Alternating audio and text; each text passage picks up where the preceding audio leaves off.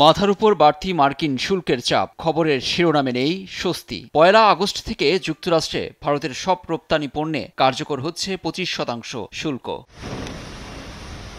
এমন দুশ্চিন্তার খবরে মাথায় হাত ব্যবসায়ীদের। মার্কিন বাজারে পণ্য ঢুকতে হলে ভারতকে গুনতে হবে অতিরিক্ত ২৫% শুল্ক। এতে বাড়বে ভারতীয় পণ্যের দাম, প্রতিযোগিতামূলক বাজার থেকে এক প্রকার ছিটকে পড়বে বাংলাদেশের এ প্রতিবেশী দেশটি।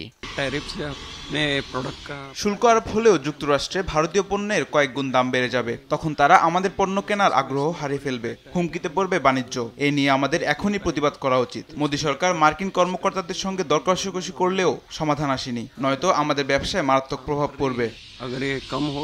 কেউ কেউ মনে করছেন ট্রাম্পের শুল্ক নীতিতে উল্টো তার দেশের বাজারেই নেতিবাচক প্রভাব পড়বে। বিভিন্ন দেশে শুল্ক আরোপের জন্য ট্রাম্প বিশ্বজুড়ে যে আইন চাপিয়ে দিক না কেন, তার দীর্ঘমেয়াদে ভালো ফল আসবে না। ট্রাম্প তার নিজ স্বার্থেই এসব করছেন, যা যুক্তরাষ্ট্রের জন্য ক্ষতির কারণ হবে।